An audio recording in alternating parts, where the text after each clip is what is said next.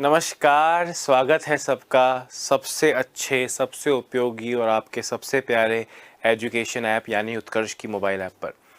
दोस्तों, लगातार हम लोग अब बीते कुछ दिनों से पढ़ रहे हैं। एक पढ़ाई का एक फॉर्मेट आपका बन गया होगा। आपने निर्मल सर के वीडियोस भी देखे होंगे। उन्होंने ऐप के बारे में समझाने के लिए और पढ़ने का सही तरीका समझाने के लिए यूट्यूब पर और ऐप पर कई बार स्टूडेंट्स को समझाया है। दोस्तों, आप जब पढ़ें तो फ़ोन को हॉरिजॉन्टली यानी लैंडस्केप मोड में रखें। ज़रूरी हो तभी कमेंट करें, क्योंकि कमेंट की तरफ टीचर्स की नज़रें। यूट्यूब क्लास नहीं है जो नाम ले लिया और मुकेश जी कैसे और कविता कैसी हो, ऐसा नहीं होता। समझ रहे आप मेरी बात? ये क्लास है ऑफलाइन की तरह। ऑफलाइन में आप सोचें बार बार हाथ खड़ा करके, अरे भाई मनोज क्या हाल है, तुमने डाउट पूछा, तुमको समझ में आया कि नहीं आया। ऐसे टीचर्स नहीं पूछते ना, समझा दिया वापस समझा दिया वगैरह, ऐसे ही होता है। तो इसी तरह आपको इस क्लास को भी ऑफलाइन की तरह सीरियसली लेना है। लैंडस्केप मोड में पूरी स्क्रीन पे आपको ये वीडियो दिखे, इस तरह से आपको इसे देखना है। ज़रूरी होने पर ही कमेंट करना है। आपको कमेंट के जवाब मिल जाएंगे, आज नहीं तो कल, कल नहीं तो परसों। डाउट्स जो होंगे आपके वो टॉपिक के बाद में जब डाउट सॉल्विंग सेशन जब लगेंगे, तब आपको डाउट सॉल्विंग सेशन में टॉपिक के डाउट्स भी क्लियर करवा दिए जाएंगे। दोस्तों, आज हम एक नया टॉपिक शुरू कर रहे हैं। बीते ही कुछ टॉपिक की तरह ये भी 2 या 3 वीडियोज़ इस टॉपिक को पूरा करने में लगेंगे। टॉपिक का नाम आप देख सकते हैं, रक्त संबंध यानी ब्लड रिलेशन इस टॉपिक का नाम है। दोस्तों, इंपॉर्टेंट टॉपिक है। 2-3 क्वेश्चन हर एग्जाम में इस टॉपिक से बन सकते हैं। ब्लड रिलेशन होता क्या है? रक्त संबंध, इंग्लिश हिंदी में कहें तो रक्त संबंध, पर यह होता क्या है कि सर वो संबंध जो हमारे घर परिवार में हम देखते हैं, मतलब माता पिता, भाई बहन, चाचा चाची, मामा मामी, मौसा मौसी, बेटा बेटी, भतीजा भतीजी, भांजा भांजी, सास ससुर, बहू जवाई, इस तरह के जो संबंध होते हैं दोस्तों, वो कहलाते हैं रक्त संबंध। रक्त संबंध सिर्फ रक्त से जुड़े होते हैं। मतलब फॉर एग्जाम्पल कि अगर मैं आपसे कहूं कि बताइए आपके भाई की पत्नी के चाचा आपके क्या लगेंगे? मैं क्या बोल रहा हूँ, आपके भाई की पत्नी यानी भाभी, भाभी के चाचा की पत्नी आपकी क्या लगेगी? तो आप इतने दूर, मतलब आपने सोचा आपने भाई के ससुराल में आपका कोई संबंध ही नहीं। आप ये नहीं कहेंगे सर ब्याण जी लगते हैं। ब्याण जी नहीं होता। आप समझ रहे हैं कि नहीं? हिंदी की बात चल रही है। इंग्लिश देखो, इस टॉपिक का जो पहला निर्माण हुआ वो इंग्लिश में हुआ। अब इंग्लिश में प्रॉब्लम क्या है? इंग्लिश में प्रॉब्लम है कि भतीजा हो या भांजा हो, दोनों को नेफ्यू कहा जाता है। तो कई बार हिंदी मीडियम वालों के लिए भी नेफ्यू ही लिख देंगे, इंग्लिश में नेफ्यू लिख देंगे। आपको समझना है यहाँ भांजा और भतीजा दोनों चल रहे हैं। तो दोस्तों, सीमित चीज़ें होती हैं। समझ रहे हैं आप मेरी बात? साढ़ू करके कोई रिश्ता नहीं होता। इंग्लिश आपने हिंदी में होता है ना साढ़ू, के दो बहनों के जो हस्बैंड है वो आपस में साढ़ू लगते हैं। पर ये साढ़ू वाढ़ू कोई अपने रिलेशंस, ब्लड रिलेशंस में नहीं आता। ब्लड रिलेशंस में क्या आता है क्या नहीं आता है हम सब करके बात करेंगे। किस तरह के क्वेश्चंस होंगे सब बात करेंगे। पर सबसे पहली जो रिक्वायर्ड चीज़ है इस टॉपिक को पढ़ने में वो ये है कि क्या आपको सभी संबंधों की परिभाषा यानी अर्थ पता है? आपने क्लास के पहले जो नोट्स देखे दोस्तों, उसमें सभी रिश्तों की एक डेफिनेशन दी हुई है। जैसे भुआ का अर्थ क्या होता है? मुझे लगता है हम हिंदुस्तानी समाज के लोग हैं, हमें ये सब रिश्ते पता होते हैं। फिर भी अगर किसी को नहीं पता हो, हालांकि ऐसा एक भी व्यक्ति आप में से नहीं होगा जिसे ये ना पता हो भुआ क्या होता है। भाई भुआ का मतलब पिताजी की बहन, मौसी का मतलब माताजी की बहन, चाचा का मतलब पिताजी का भाई, अंकल है ना, मामा का मतलब माताजी का भाई, भांजे का मतलब बहन का पुत्र, भतीजे का मतलब भाई का पुत्र, भांजी का मतलब बहन की पुत्री, भतीजी का मतलब भाई की पुत्री, ससुर का मतलब अगर मैं लड़का हूं तो मेरी पत्नी के पिताजी ससुर होंगे और उनकी माँ ससुर होंगी, सास होंगी। एक लड़की के लिए ससुर कौन है? पति का पिता। और सास कौन है? पति की माँ। नॉर्मल सी चीजें पता है। अगर वो पता है तो समझ लो इस टॉपिक में कुछ बचा ही नहीं। जैसे आपने स्टार्टिंग से बोल रहा हूँ, आम जिंदगी से जुड़े टॉपिक हैं। दिशा परीक्षण पढ़ते हो, दाएं बाएं साउथ नॉर्थ जिंदगी से जुड़ा है। क्रम परीक्षण पढ़ा, लाइन में 10वें हो, इधर से 12वें हो, ये हो वो हो, जिंदगी से जुड़ा है। वैसे ही दोस्तों ब्लड रिलेशन भी आपकी जिंदगी से जुड़ा टॉपिक है। आपकी जिंदगी में भूआ, मामा, काका काकी, सास ससुर, दादा दादी सब हैं, तो जिंदगी से जुड़ा है। बस क्वेश्चन नहीं बनाया और हम क्वेश्चन बनाएंगे और प्रैक्टिस करेंगे। दोस्तों, जब ब्लड रिलेशन की बात करते हैं तो 3 तरह के क्वेश्चंस होते हैं। जो टाइप 1 होगा वो होगा पहेली वाले, पजल वाले। पहेली पजल मतलब वो जो एक टॉपिक होता है, बैठक व्यवस्था और पजल, वैसा नहीं। पहेली मतलब आपको घुमा फुरा के दिया जाएगा, के पी का भाई है, एम यू की माँ है, इस तरह से। थोड़ा सा लेंथी क्वेश्चन है पर बहुत आसान है। दूसरा जो क्वेश्चन होगा दोस्तों वो होगा प्रतीकों वाला।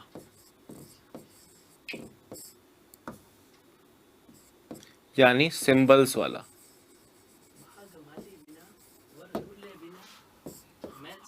और होगी दोस्तों वो होगा पॉइंटिंग टूवर्ड्स वाला, निर्देश इशारा करने वाला। कौन सा वाला? इशारा करने वाला। ये तीनों तरह के क्वेश्चंस होंगे दोस्तों। हम ये तीनों तरह के क्वेश्चन टाइप 1, टाइप 2, टाइप 3 करते हुए करेंगे। जैसे हमने तमाम टॉपिक बहुत तसल्ली से बहुत डिटेल में पढ़े हैं, वैसे यहाँ भी हम टॉपिक को जो है अलग अलग टाइप वाइज करेंगे और तीनों तरह के क्वेश्चंस में आपको बहुत सारी प्रैक्टिस करवा के सॉल्व कराऊंगा। आज का पूरा टॉपिक हम इस तरह के क्वेश्चंस, आज की पूरी क्लास हम इस तरह के क्वेश्चंस पे करेंगे। अगली क्लास में हम प्रतीक वाले क्वेश्चंस करेंगे और उसके अगली क्लास में सिंबल्स वाले, पॉइंटिंग टूवर्ड्स वाले, इशारा करने वाले क्वेश्चंस करेंगे।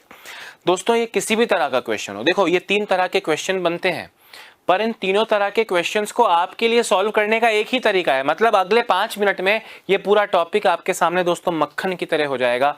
यानी क्वेश्चन देखोगे और आंसर दोगे, क्वेश्चन देखोगे और आंसर दोगे। ये चाहे कोई भी तरीका हो दोस्तों, ये इस तरह के क्वेश्चंस बनते हैं। ये निम्न 3 तरह के क्वेश्चंस बन सकते हैं। पहली वाला, वो उसकी माँ है, वो उसकी सास है, वो उसका पिता है, तो बताइए इसका इससे क्या संबंध है। सिंबल्स वाला, सिंबल्स वाले क्वेश्चन में बोलेगा a + b - c / d, तो बताइए a का d से क्या संबंध है। और वहां पे plus minus multiply divide @ hash या जो भी सिंबल्स होंगे उन सभी सिंबल्स की परिभाषाएं आपको दे दी जाएंगी कि प्लस का मतलब माँ होना होता है, डिवाइड का मतलब पिता होना होता है, वगैरह वगैरह। और पॉइंटिंग टूवर्ड्स, मनोज ने प्रीति की ओर इशारा करते हुए कहा कि यह मेरे पिताजी की पुत्री है जिसके पिताजी मेरे दादा लगते हैं, ऐसा कुछ। समझ रहे हो? तो ये 3 तरह के क्वेश्चन है। अब हमने कहा भाई ये तीनों तरह के जो क्वेश्चन है, तीनों तरह के क्वेश्चंस को सॉल्व करने का एक ही तरीका है। वो क्या है?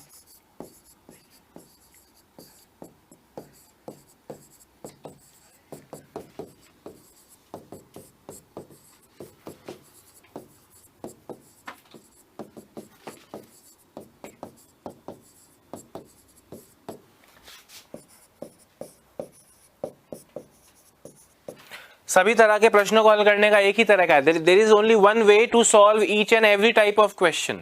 एक ही तरीका है। और वो तरीका क्या है? वो तरीका है डायग्राम बनाना, चित्र बनाना,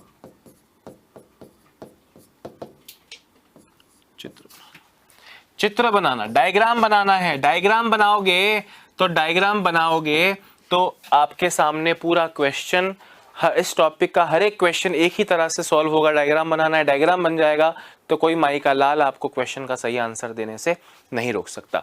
तो दोस्तों अगले 5 मिनट में हम बात करेंगे डायग्राम कैसे बनेगा।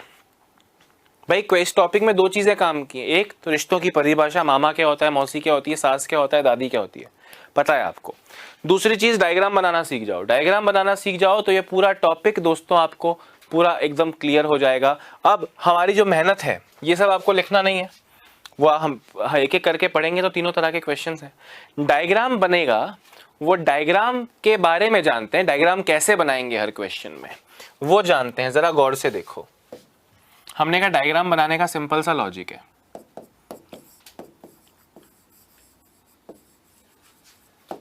डायग्राम के लिए निम्न बातों पर ध्यान दें।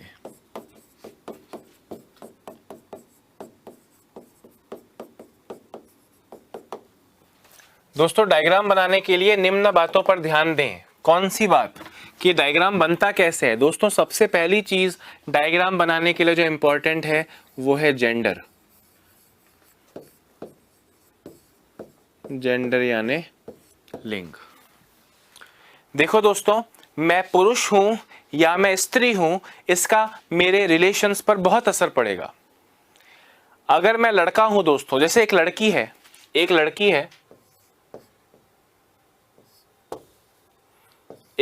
है, लंबे बाल वाली लड़की है, लंबे बाल वाले लड़के भी होते हैं, मेरी तरफ मत देखो, और एक लड़का है। दोनों के एक पिताजी हैं और दोनों के पिताजी की एक बहन है।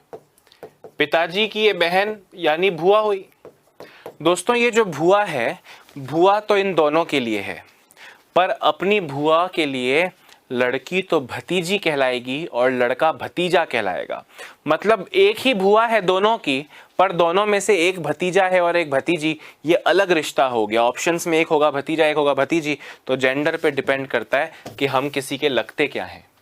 मैं, माँ लड़कों की भी है लड़कियों की भी, पर मैं अपनी माता जी का पुत्र हूं और कोई लड़की अपनी माता जी की पुत्री होती है, ये दो अलग आंसर्स हैं। मतलब जेंडर की बहुत बड़ी इंपॉर्टेंस है। तो हमने कहा जेंडर का ध्यान कैसे रखेंगे, तो हमने कहा पुरुषों को प्लस प्लस से चिन्हित करेंगे।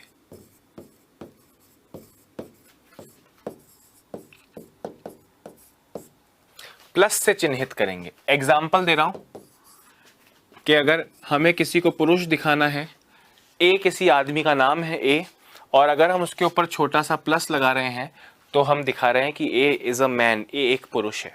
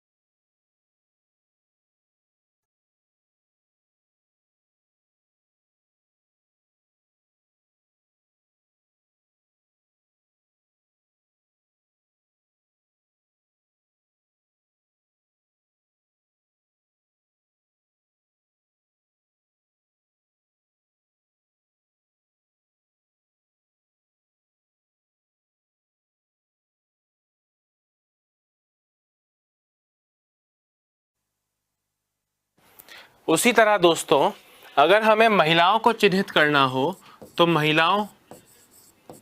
महिलाओं को माइनस से चिन्हित करेंगे। We will symbolize men by a plus and we will symbolize women by a minus। यानी अगर महिलाओं को दोस्तों दिखाना हो तो हम महिलाओं के नाम के ऊपर एक छोटा सा माइनस लगाएंगे।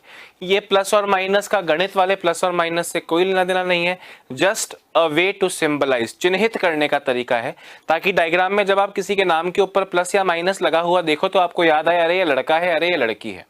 समझ रहे हो? आप चाहें तो अपने अलग अलग तरीकों से सिंबलाइज कर सकते हैं। कुछ किताबों में लिखा है कि पुरुषों को गोलाई में बना दो और महिलाओं को डब्बे में बना दो। अरे इट्स ओके, किसी भी एक तरह से सिंबलाइज करना है, आपका मेरा तरीका सेम होना चाहिए ताकि मैं आपकी बात समझ पाऊं और आप मेरी बात समझ पाए। अच्छा, दूसरी चीज जिसका आपको बहुत महत्वपूर्ण तरीके से ध्यान रखना है, दूसरी चीज है वो है संबंध एक पीढ़ी में कैसे होते हैं।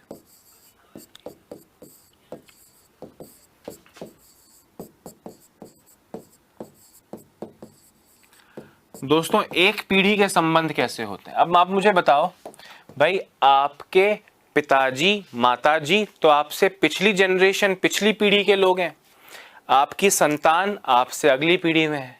आपकी पीढ़ी में, आपके घर परिवार में कौन है? आप कहेंगे सर मेरा भाई या मेरी बहन इस मेरी पीढ़ी में आती है, और मेरा हस्बैंड या मेरी वाइफ मेरी पीढ़ी में आती है। मतलब एक पीढ़ी के संबंध अगर दोस्तों हैं, तो अगर आप भाई या बहन को दिखाना चाहते हो, भाई व बहन के मध्य कॉमा लगेगा,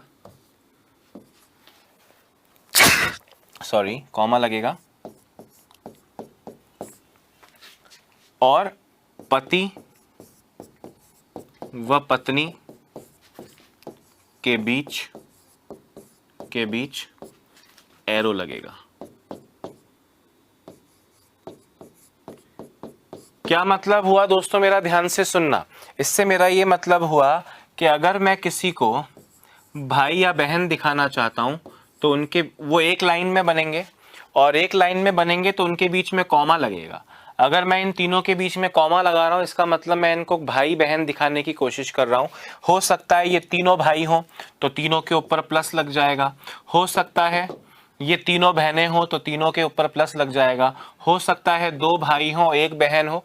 तो वो जेंडर का काम है कि भाई कौन बहन कौन, पर सिबलिंग सगे भाई बहन होने में हम कॉमा लगाएंगे। उसी तरह दोस्तों पति पत्नी अगर हम दिखा रहे हैं तो हम ए और बी के बीच में अगर इस तरह एरो लगाएंगे तो हम ये दिखाना चाह रहे हैं कि ए और बी भाई बहन नहीं है, वो पति पत्नी है। पति पत्नी है इसलिए उनके बीच में एरो लगा है। अब एरो की दिशा पत्नी की तरफ रखनी है या पत्नी की तरफ रखनी है, तो ऐसा कोई लॉजिक नहीं है। जो पति है उसके ऊपर प्लस लग जाएगा और जो पत्नी है उसके ऊपर माइनस लग जाएगा। अपने आप आपको पता चल जाएगा, आपको एरो की जो डायरेक्शन है उससे कोई फर्क नहीं पड़ेगा। अच्छा दोस्तों, अब देखो जेंडर की बात हो गई कि जेंडर्स में पुरुषों के ऊपर छोटा सा प्लस लगाइए, महिलाओं के ऊपर छोटा सा माइनस लगाइए। जो एक जनरेशन के लोग हैं उन्हें एक ही लाइन में बनाया जाएगा। जिनके बीच में कॉमा लगाए वो भाई बहन होंगे, जिनके बीच में एरो लगाए वो पति पत्नी होंगे। सेकेंडली, अब अगर जनरेशन चेंज हो जाए, अगर क्या हो जाए दोस्तों, जनरेशन चेंज हो जाए, जनरेशन चेंज बोले तो पीढ़ी में बदलाव,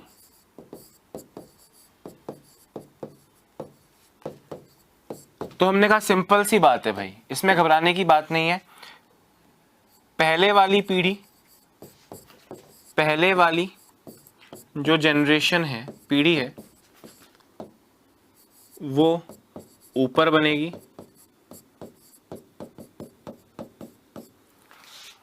बाद वाली पीढ़ी नीचे बनेगी।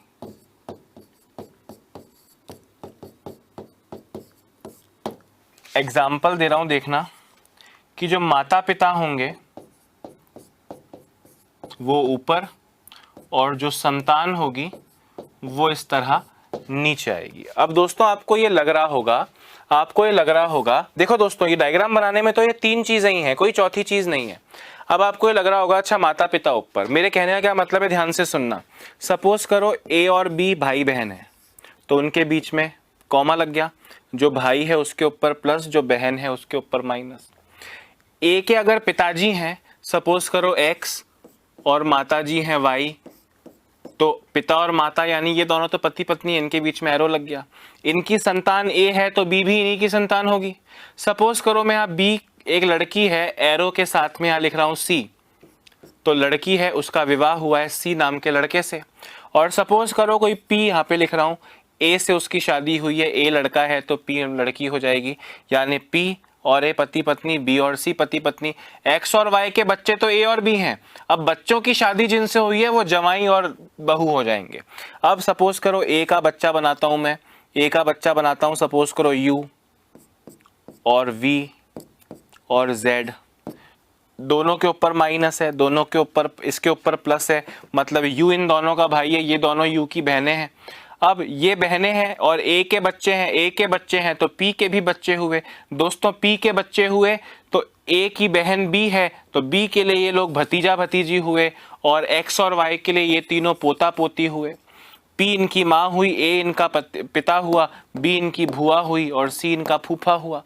बात आ रही है मेरी समझ में कि नहीं? इस तरह आपको डायग्राम बनेगा कि भाई आपको लगे कि सर माता पिता ऊपर बनाएंगे तो भुआ कहाँ बनाएंगे? अरे भुआ आपसे डायरेक्टली कनेक्टेड नहीं है, आपसे डायरेक्टली कनेक्टेड आपके माता पिता भाई बहन पति पत्नी है और बच्चे हैं।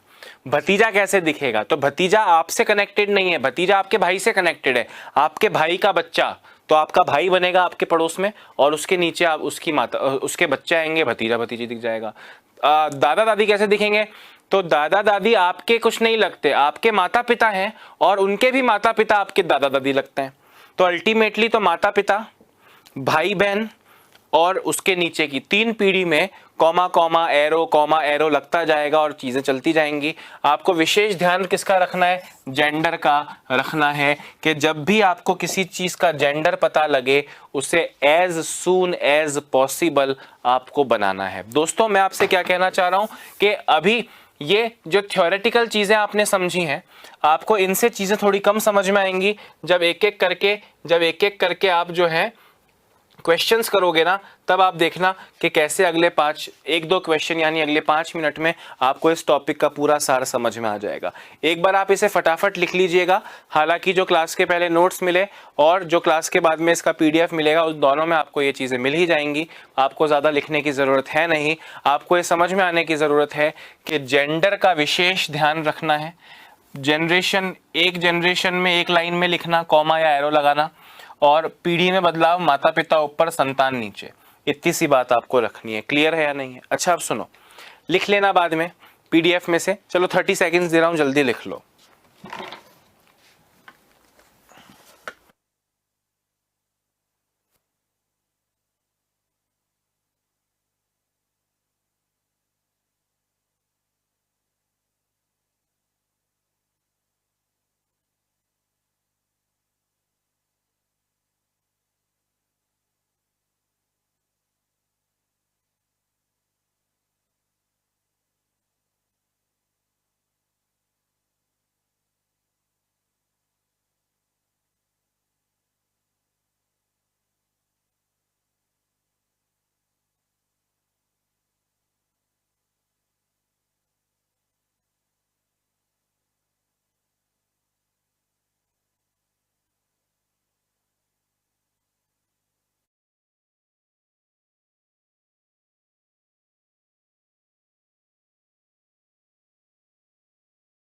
दोस्तों अब देखो, अब हमारे सामने क्वेश्चन आएगा। मैंने आपको बताया 3 तरह के क्वेश्चन है, पजल वाले, प्रतीक वाले, सिंबल वाले। ये हम फर्स्ट क्लास में कर लेंगे, यानी आज हम इसको करेंगे, कल हम इसको करेंगे, और उसके अगली क्लास में हम इसको करेंगे। मतलब 3 क्लास में तीनों तरह के जो टाइप्स हैं वो हो जाएंगे। अब सबसे पहला देखो दोस्तों, जो पहली वाला मैंने आपको बताया, टाइप 1, गौर से देखो। आपके सामने क्वेश्चन है, K is sister of S, S is married to M। Hindi में भी लिखा है K S की बहन है, S की शादी M से हुई है। मैं इसको पहले 2 क्वेश्चंस मैं कराऊंगा, उसके बाद आप कर लोगे और बहुत आसानी से आपका काम हो जाएगा। दोस्तों बहुत इंपॉर्टेंट टाइप है, आजकल सबसे ज्यादा इसी में से पूछे जाते हैं।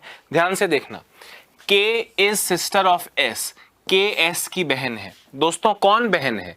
K बहन है, तो K का तो जेंडर लड़की हुआ। अब ये S की बहन है, तो S लड़का है या लड़की आपको कैसे पता? बहन तो मेरी भी हो सकती है और बहन किसी लड़की की भी हो सकती है। K बहन है, K इज सिस्टर, तो K लड़की है, इसलिए माइनस लगाओ। S का प्लस या माइनस अभी तक पता नहीं चला है, तो मन से मत लगाना। S की शादी M से हुई है।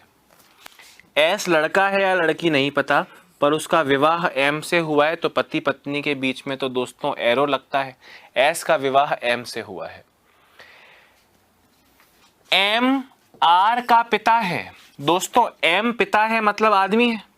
किसका पिता है? R का, मतलब R उसकी संतान है।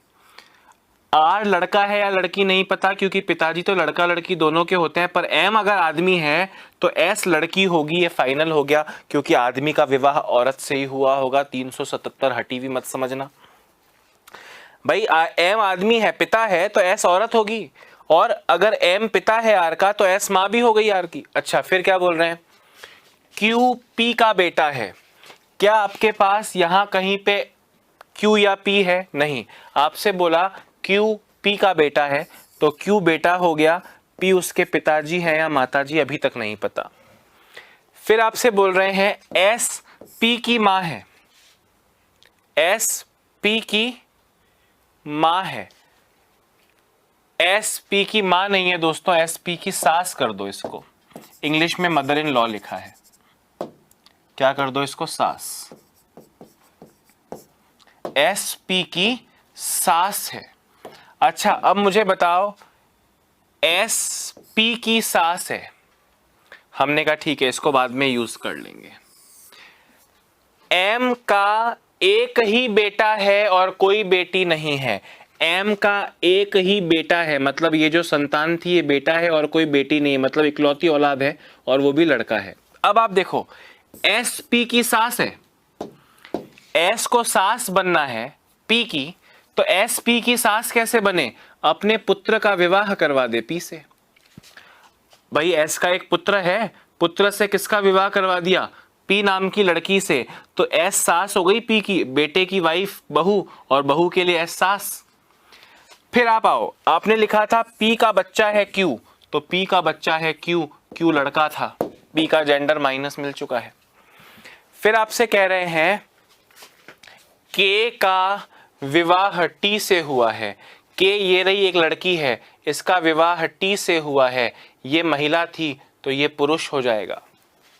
अब आपसे क्या कह रहे हैं सुनना, एन के की बेटी है, एन किसकी बेटी है, के की बेटी है, तो एन बेटी हो गई, किसकी बेटी हो गई, के की बेटी हो गई। आपसे पूछ रहे हैं question, how is P related to M, P M से कैसे संबंधित है। दोस्तों पी एम से कैसे संबंधित है, आप मुझे ध्यान से सुनना।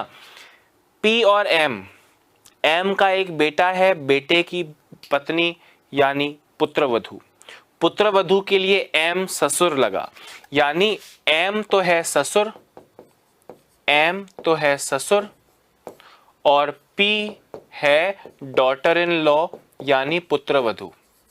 अब यहां पे आपको एक कंफ्यूजन हो सकता है कि आपसे पूछा है पी एम से कैसे संबंधित है, तो पी एम से कैसे संबंधित है में आंसर एम वाला ससुर देना है कि पी वाला पुत्रवधू देना है। तो इसके लिए इस बात को ध्यान से सुनना, मैं समझा रहा हूं, इसको दोबारा समझा दूंगा, कमेंट ये मत करो सर दोबारा सर दोबारा सर दोबारा, जो समझा रहा हूं पहले उसे भेजे में जाने दो, दोबारा मैं आपके बिना बोले समझा दूंगा। पी एम से कैसे संबंधित है, टू एम, तो दोस्तों ये एम वाला आंसर नहीं देना है, एम से तो से वाला आंसर नहीं देना है, पी वाला आंसर देना है।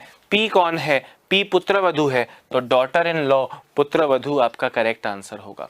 दोबारा इस डायग्राम को समझा रहा हूं दोस्तों, दोबारा इस डायग्राम को पूरा समझाता हूं, हर चीज समझाऊंगा, थोड़ा सा इसके साइज को छोटा करता हूं ताकि हमको जगह मिल जाए एक्सप्लेनेशन की। दोबारा सुनना, दोबारा समझना, बहुत इजीली समझाऊंगा, देखिए जरा।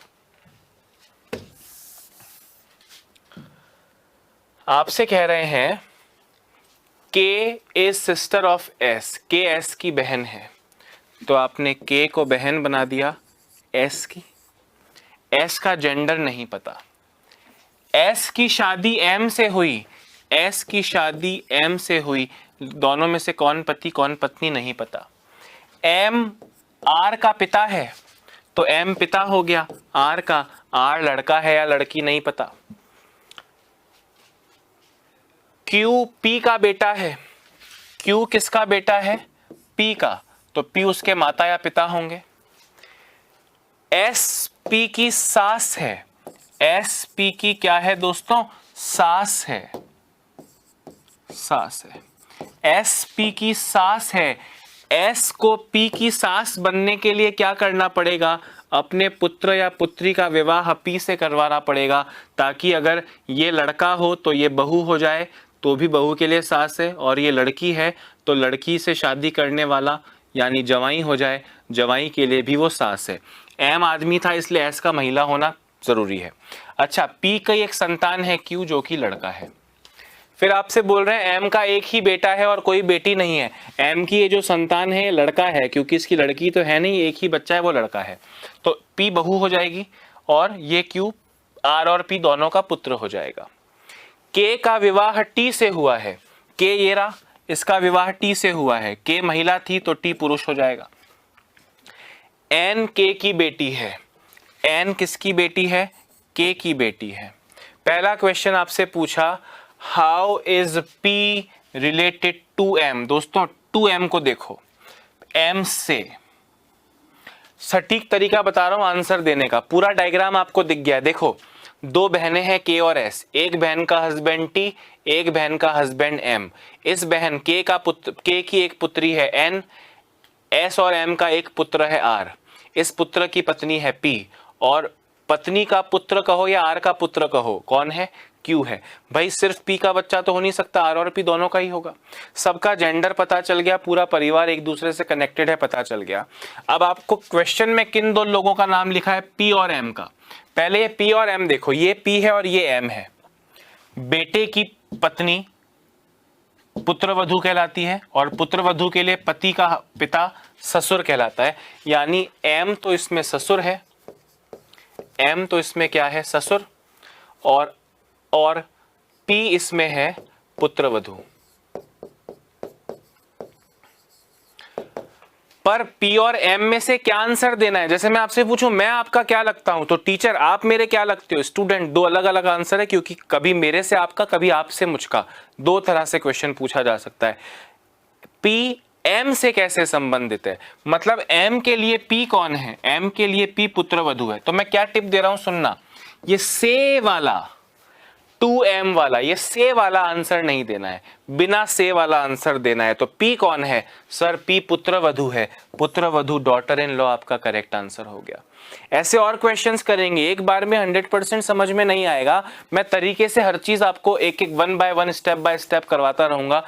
एक बार इस क्वेश्चन को लिखने में अपना टाइम वेस्ट मत करना, क्वेश्चन को लिखने में टाइम वेस्ट मत करना, इस क्वेश्चन के हल को देखना कि आपको ये डायग्राम बनाने की कला समझ में आई कि नहीं। क्वेश्चन तो इससे इजी भी होगा, क्वेश्चन तो इससे हार्ड भी होगा, डायग्राम बनाने की कला समझ में आनी चाहिए। धीरे धीरे हम उसमें अपनी पकड़ बनाते जाएंगे, और क्वेश्चन में से वाला आंसर नहीं देना है, बिना से वाला आंसर देना है। तो P कौन है? P पुत्रवधू है, डॉटर इन लॉ आपका करेक्ट आंसर हो जाएगा। क्लियर है या नहीं? डॉटर इन लॉ जल्दी से लिख लीजिए।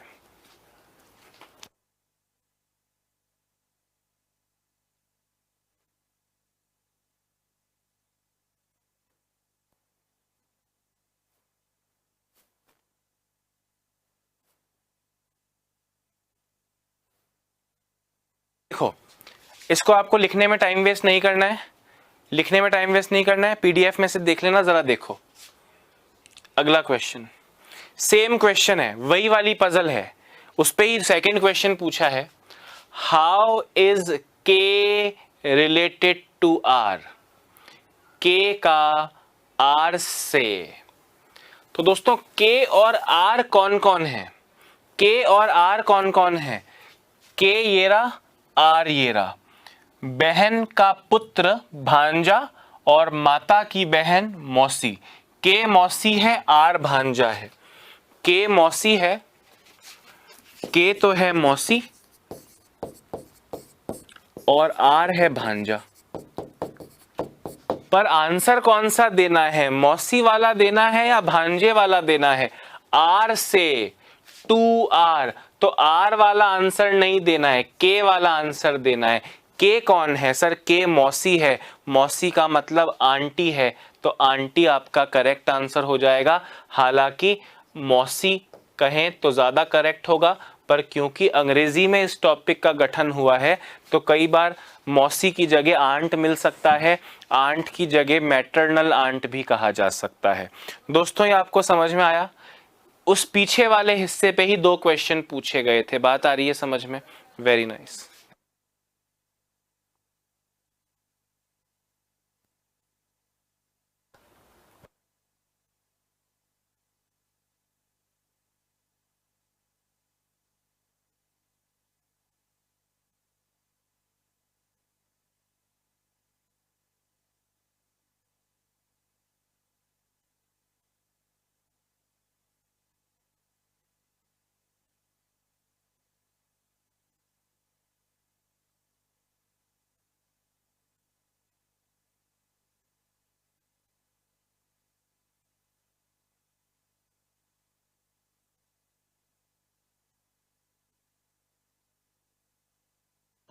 दोस्तों अब एक क्वेश्चन आपको मैं और सॉल्व करके दिखाता हूं, जरा देखिए। इस क्वेश्चन को देखो,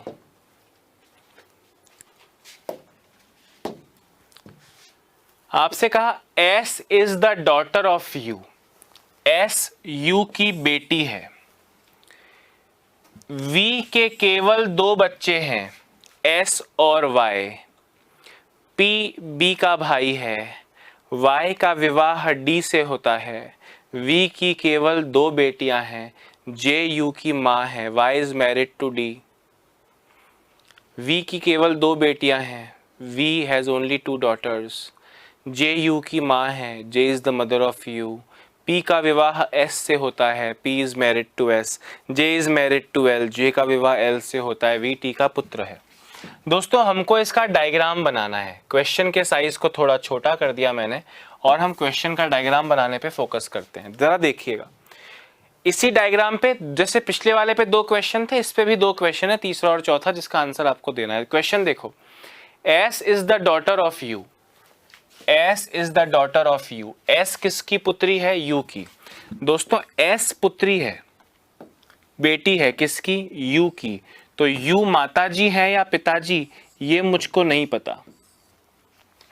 अच्छा, वी के केवल 2 बच्चे हैं एस और वाई, किसके बच्चे? वी के केवल 2 बच्चे हैं एस और वाई। दोस्तों एक बात मुझको बताओ कि एक लड़की है एस, उस पे 2 लोग ये कह रहे हैं कि वो मेरी संतान है, एक यू भी कह रहा है कि वो मेरी संतान है और एक वी भी कह रहा है कि वो मेरी संतान है। आप मुझे बताओ एक लड़की, भाई एस का जेंडर तो यहां से कुमाइना से मैंने कॉपी कर लिया, मुझे बताओ एक लड़की किन 2 लोगों की पुत्री होगी? आप कहोगे सर अगर वो 2 लोग शादी कर ले तो वो एक लड़की उन दोनों की पुत्री कहलाएगी, यानी ये यू और ये वी पति पत्नी होंगे। कौन पति कौन पत्नी पता नहीं, पर एस दोनों की संतान तो तभी बनेगी ना। अच्छा, और एस के अलावा और कौन संतान है? वाई भी संतान वी की है, मतलब एस और वाई दोनों जो हैं वो लड़कियां होंगी, दोनों इन दोनों के बच्चे होंगे। वाई का जेंडर नहीं पता। पी बी का भाई है, पी किसका भाई है? बी का भाई है। ध्यान से सुनना, पी भाई हो गया बी का। अभी पी और बी यूज नहीं आया, पता नहीं कहां आएंगे। वाई का विवाह डी से होता है। दोस्तों वाई का विवाह डी से होता है, तो वाई का विवाह डी से करवा दिया। वी की केवल 2 बेटियां हैं। दोस्तों वी की केवल 2 बेटियां हैं, मतलब ये दोनों बेटियां हैं, कोई बेटा फेटा नहीं है, तो वाई का जेंडर लड़की हो गया। वाई का जेंडर लड़की तो डी का जेंडर लड़का। जे यू की मां है, यू की मां कौन है? जे है। पी का विवाह एस से होता है, एस से विवाह किसका होता है? पी का। अब एस महिला थी तो पी लड़का होगा, कंपलसरी है। जे का विवाह एल से होता है। दोस्तों जे का विवाह एल से होता है, तो जे महिला है तो एल आदमी हो जाएगा, और पी का, पी भाई था बी का, मतलब यहां पे बी भी आएगा, लड़का या लड़की नहीं पता। ठीक है। अच्छा, जे का विवाह एल से होता है, वी टी का पुत्र है, वी पुत्र है, किसका पुत्र है? वी पुत्र है टी का, टी का जेंडर नहीं पता, वी पुत्र है तो यू को लड़की होना पड़ेगा, तभी इन दोनों की शादी हो पाएगी। अब दोस्तों ध्यान से देखो, एल और जे एक पति पत्नी है, उनमें से एक, उनमें उनकी बेटी है यू, बेटी का हस्बैंड है वी, उस हस्बैंड के माता या पिता टी हैं, इन दोनों की संतान है एस और वाई, वाई का घर डी ने बसाया, एस का घर पी ने बसाया, और पी का एक भाई या बहन बी भी है। अच्छा, अब आपसे बोल रहे हैं who among the following is the father of you, निम्न में से कौन यू का पिता है? दोस्तों यू का पिता कौन है? यू का पिता कौन है? यू का पिता तो एल है, यू का पिता एल है, एल यानी ऑप्शन नंबर 4 आपका करेक्ट हो जाएगा। समझना भैया, डायग्राम बनाने पे पकड़ बनाओ, प्लस माइनस कहाँ लगाना है, किसको लड़का लेना है, किसको लड़की बनाना है, सब ध्यान से देखो। एस यू की बेटी है तो एस बेटी हो गई किसकी? यू की। वी के 2 बच्चे हैं एस और वाई, वी के 2 बच्चे हैं एस और वाई। ध्यान से सुनना, एस पे वी भी क्लेम कर रहा है कि मेरी औलाद है, और एस पे यू भी क्लेम कर रहा है कि मेरी औलाद है, तो मुझे यू और वी की शादी करानी पड़ेगी, तभी तो दोनों की एक ही औलाद होगी, कॉमन औलाद होगी। और एस का भाई या बहन वाई भी होगा। समझ रहे हो बात को कि नहीं? अब यू में से कौन आदमी है कौन औरत है पता नहीं। फिर आपसे बोल रहे हैं पी बी का भाई है, यहाँ पे पी और बी तो है नहीं, तो मैंने पी को भाई बना दिया बी का जेंडर नहीं पता। वाई का विवाह डी से होता है, वाई ये रहा भाई, वाई ये रहा, इसका विवाह डी से होता है, कौन आदमी कौन महिला पता नहीं। वी की केवल 2 बेटियां हैं, वी की ये दोनों क्या हैं, बेटियां हैं, मतलब वाई भी बेटी, वाई लड़की हो गई तो डी आदमी हो गया, ठीक है। जे यू की मां है, यू की मां कौन है, जे है। पी का विवाह एस से होता है, इस पी का विवाह एस से होता है, एस महिला है तो पी लड़का हो गया, लड़का ही था, और उस लड़के का एक भाई या बहन बी नाम से भी है। जे का विवाह एल से होता है, जे हमारे पास यहाँ पे माँ के रूप में है, तो एल से इसका विवाह होता है, तो एल को आदमी बनना पड़ेगा क्योंकि जे महिला थी। वी टी का पुत्र है, वी पुत्र है दोस्तों, मतलब आदमी है, किसका पुत्र है, टी का जेंडर नहीं पता, पर अगर ये आदमी है तो यू ऑटोमेटिकली क्या हो गई, महिला हो गई। पूछ रहे हैं यू का पिता कौन है, भैया यू का पिता कौन है, यू का पिता एल है। क्या इससे आसान इस जीवन में आपको कुछ मिल सकता है, नहीं मिल सकता है, एल आपका करेक्ट आंसर हो गया, ऑप्शन नंबर डी। इसका डायग्राम बनाओ, ये पूरा नहीं लिखने की जरूरत नहीं है, पीडीएफ में से लिखना हमारे पास टाइम नहीं है लिखने का, पर इसका ये डायग्राम पूरा बना लो, क्योंकि इसी डायग्राम पे बेस्ड अगले क्वेश्चन का आंसर भी आपको देना पड़ेगा। इसको जरा फटाफट से लिखिए, फिर अगले क्वेश्चन पर आता हूं। अगला क्वेश्चन में पहेली यही रहेगी, पहेली यही रहेगी, क्वेश्चन चेंज होगा।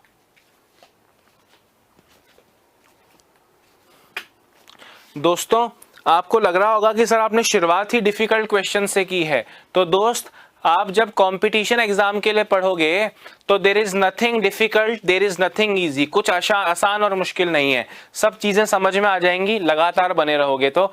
एग्जाम में जो काम का है वो बता रहा हूं। अगर मैं मूर्खों की तरह आपसे क्वेश्चन में बोलता कि यूपी का पति है, यूपी का पति है, एसपी की मां है, बताइए यू एस से कैसे संबंधित है।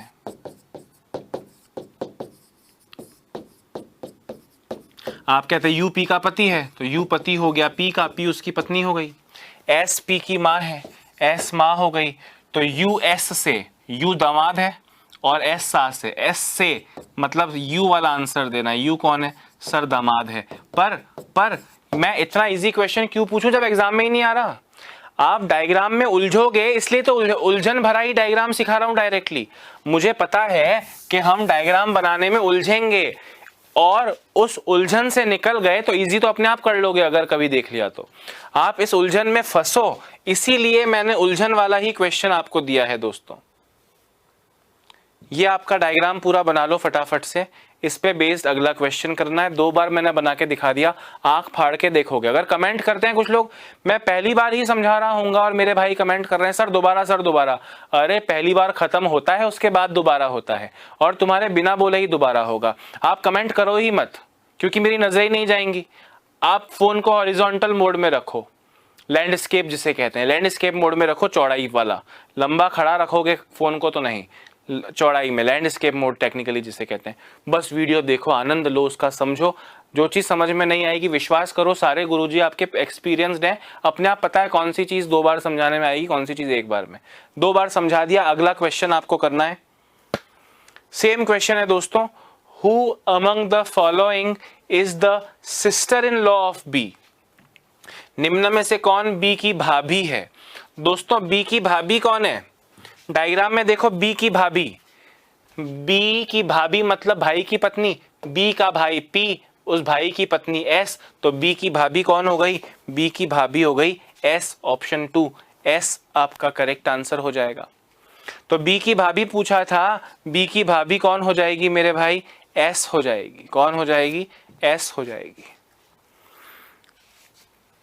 अगला क्वेश्चन भी इसी डायग्राम पर बेस्ड है, उसका आंसर भी आपको देना है। अगला क्वेश्चन भी इसी डायग्राम पर बेस्ड है और उसका भी आंसर आपको देना है ना।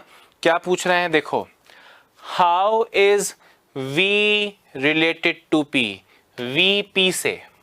तो दोस्तों V P से, तो पहले देखो V कौन है, V ये रहा और P कौन है, ये रहा। V एक आदमी है, उस आदमी की एक बेटी है और उस बेटी का हस्बैंड है P। बेटी का हस्बैंड क्या होता है, दामाद होता है। यानी P दामाद है और उस दामाद के लिए V लड़का है, आदमी है, इसलिए ससुर है।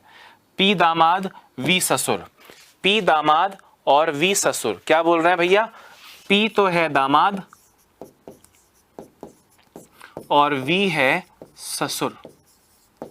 अब हमको आंसर दामाद देना है कि ससुर देना है।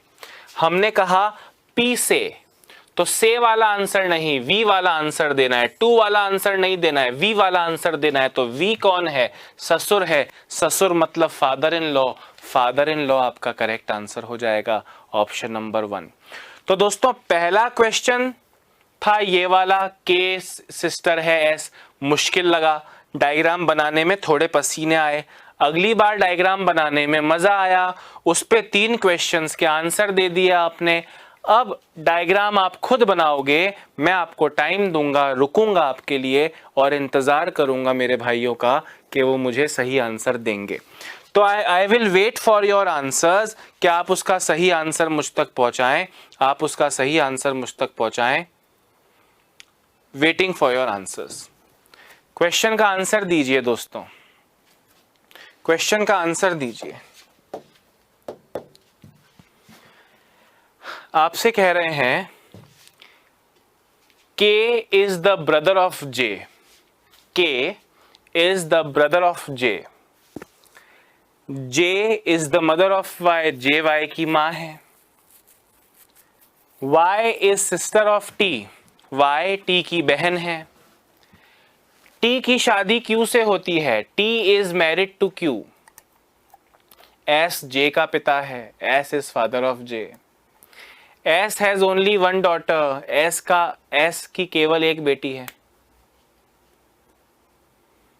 S का विवाह R से हुआ, S is married to R। K is the brother of D, K D का भाई है। U D का ससुर है, U is the father in law of D। इस पे 2-3 क्वेश्चन है, 2 क्वेश्चन है इस पे, तो आपको दोनों क्वेश्चन का आंसर देना है। पहले इसका डायग्राम बनाइए, पहले इसका डायग्राम बनाइए।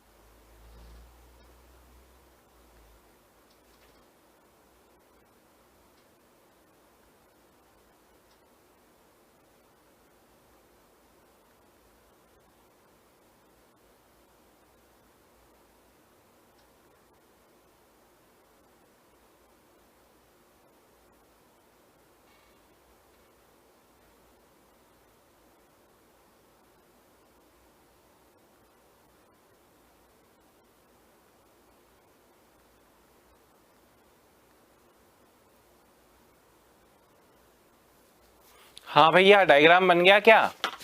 देखो डायग्राम कितना सिंपली बन सकता है। क्वेश्चन को थोड़ा छोटा कर दिया, ठीक है। के जे का भाई है, तो के भाई हो गया, जे का जेंडर नहीं पता। जे वाई की माँ है, तो जे माँ हो गई, किसकी माँ हो गई? वाई की। वाई टी की बहन है, तो वाई बहन हो गई किसकी? टी की। टी की शादी क्यू से होती है, तो टी को शादी करा दो क्यू से, लड़का कौन लड़की कौन पता नहीं। एस जे का पिता है तो जे का पिता हो गया एस, अब जे का तो के का भी पिता ही होगा एस। एस की केवल एक बेटी है दोस्तों, एस की केवल एक बेटी है। हमने कहा ठीक है बेटी है, तो एस की केवल एक बेटी है, ठीक है। एस जे का पिता है, एस जे का पिता है, ठीक है। फिर आपसे कह रहे हैं के डी का भाई है। के किसका भाई है? डी का भाई है। अब दोस्तों डी का जेंडर नहीं पता, पर आपसे बोला था एस की केवल एक बेटी है, तो बेटी एक ही है तो डी लड़का ही होगा, सब लड़के ही होंगे जे के अलावा, ठीक है। एस का विवाह आर से होता है, एस का विवाह किससे हो गया? आर से। के डी का भाई है, के किसका भाई है? डी का भाई है, हमने लिख लिया वो तो। यू डी का ससुर है। दोस्तों डी का ससुर कोई कैसे बनेगा? डी की एक पत्नी होगी, एक खूबसूरत पत्नी होगी, और उस पत्नी के पिताजी जो होंगे वो ससुर कहलाएंगे, और वो यू है ससुर जी। इस लड़की का नामांकरण अभी तक नहीं हुआ, नहीं हुआ। सुनना ध्यान से, आपने क्या बनाया डायग्राम, कितना सिंपल बनाया। के जे का भाई है तो के भाई हो गया जे का, जे का जेंडर नहीं पता। जे वाई की माँ है तो जे माँ हो गई वाई की, वाई का जेंडर नहीं पता। वाई टी की बहन है तो वाई बहन हो गई टी की, टी का जेंडर नहीं पता। टी की शादी क्यू से होती है, दोनों में का जेंडर नहीं पता। एस जे का पिता है तो जे का पिता हो गया एस। एस की केवल एक बेटी है, यानी ये बेटी इकलौती है, और बच्चे हैं तो सब लड़के हैं जे के अलावा। एस का विवाह आर से हुआ, एस का विवाह आर से हुआ, एस आदमी है आर महिला हो गई। के डी का भाई है, के किसका भाई है? डी का, डी का जेंडर नहीं पता, पर बेटी तो एस की इकलौती है तो इसका लड़का होना कंपलसरी हो गया। के डी का भाई है, हो गया ना। यू डी का ससुर है, इसकी शादी होगी किसी एक लड़की से, उस लड़की के पिताजी जो होंगे वो डी के ससुर कहलाएंगे, इसका नाम नहीं पता। कंप्लीट बन गया, कंप्लीट बन गया। अभी टी और क्यू का जेंडर पता चले ऐसा कोई कथन अपने को नहीं कहा। अब आप देखो क्वेश्चन, कह रहे हैं डी का वाई से क्या संबंध है? वाई से डी का, दोस्तों सुनो, वाई कहाँ है? सर वाई ये रहा, डी कहाँ है? सर ये रहा। दोस्तों वाई के लिए माता जी का भाई, वाई की माता जे, जे का भाई डी, तो माता जी का भाई मामा कहलाता है, मतलब डी तो हो गया मामा, और उस मामा के लिए वाई लड़की है, लड़की मतलब भांजी, वाई हो गई भांजी। अब आंसर कौन सा देवें? से वाला नहीं देना है, डी वाला आंसर देना है। तो डी कौन है? मामा है, मामा यानी अंकल, अंकल यानी मामा, मामा आपका करेक्ट आंसर हो जाएगा, मामा आपका करेक्ट आंसर हो जाएगा।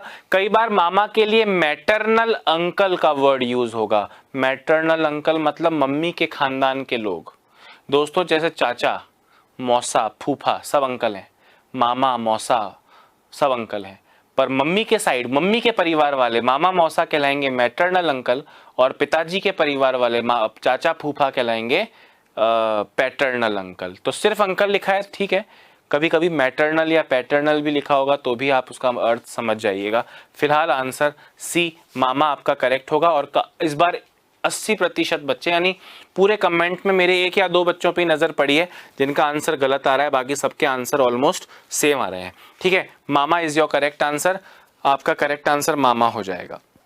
अब दोस्तों ये डायग्राम आपने कॉपी किया कि नहीं किया? ये डायग्राम आपने कॉपी किया कि नहीं किया? क्योंकि अगले दोनों क्वेश्चन, अगला क्वेश्चन भी आपको इसी डायग्राम के बलबूते आंसर देना है, अगले क्वेश्चन का आंसर भी इसी डायग्राम के बलबूते देना है। जरा देखो तो करके, if U is the father of C, यदि U C का पिता है तो D C से कैसे संबंधित है? दोस्तों U किसका पिता है? C का पिता है, तो D C से कैसे संबंधित होगा? ध्यान से सुनना, इस डायग्राम में आपसे बोल रहे हैं U किसका पिता है? U C का पिता है, मतलब इसको नाम दे दिया C। मैंने कहा यही C होगा, इसकी गारंटी थोड़ी है, इस लड़की का भाई भी हो सकता है C, बहन भी हो सकती है सी, या ये लड़की खुद भी हो सकती है सी। मतलब ये सी डी के लिए वाइफ भी लग सकती है और साला साली भी लग सकती है। आपको पता नहीं है मैं आपसे क्या बोल रहा हूं, सुनना। आप यहाँ जानते हो ना कि आपने एक ये जगह बक्सा खाली छोड़ा था, ये किसके लिए खाली छोड़ा था? डी की वाइफ के लिए, और उस वाइफ के पिताजी यू हैं, ससुर जी हैं, लिखा था ना, यू डी का ससुर है। तो ससुर तो डी का तब होगा जब डी की शादी हो किसी लड़की से और उस लड़की के पिताजी यू कहलाएंगे। अब इस लड़की का नाम नहीं पता हमको, पर वो लड़की होगी। आपसे अगले क्वेश्चन में कह रहे हैं, देखो मैं अगले क्वेश्चन में उस डायग्राम को, इस हिस्से को वापस बना रहा हूं, यू डैश डी वाले को, ठीक है। आपने क्या बना रखा था?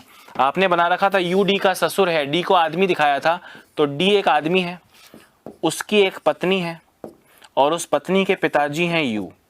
अब आपसे बोल रहे हैं U is the father of C, U C का पिता है, तो अब सी ये होगी या इसके भाई बहन होंगे, मुझे कैसे पता? अगर दोस्तों ये can not be determined option में नहीं होता, अगर ये can not be determined option में नहीं होता तो मैं कहता भाई डी हस्बैंड लग जाएगा, पर कैन नॉट बी डिटरमाइंड है। देखो ध्यान से सुनना, यू सी का पिता है तो डी सी से, तो सी वाला आंसर नहीं देना है, डी वाला आंसर देना है। तो डी, अगर सी इसकी पत्नी है तो डी पति भी हो सकता है, डी पति भी हो सकता है। पर अगर सी इसके साला या साली है, क्योंकि साला या साली भी तो ससुर जी के ही बच्चे हैं, अगर साला या साली है तो ये जीजा जी भी हो सकता है। अगर ये ऑप्शन नहीं होता तो मैं खुशी खुशी हस्बैंड टिक करता और कोई चारा नहीं है। पर यहाँ पे मुझे बोला है कि कैन नॉट बी डिटरमाइंड, अपर्याप्त आंकड़े ज्ञात नहीं कर सकते वाला ऑप्शन है, तो फिर मुझको ये आंसर देना पड़ेगा कैन नॉट बी डिटरमाइंड, क्योंकि डी जो है वो पति भी हो सकता है या वो जीजा जी भी हो सकता है। बात आ रही है समझ में कि नहीं? Very nice, perfect.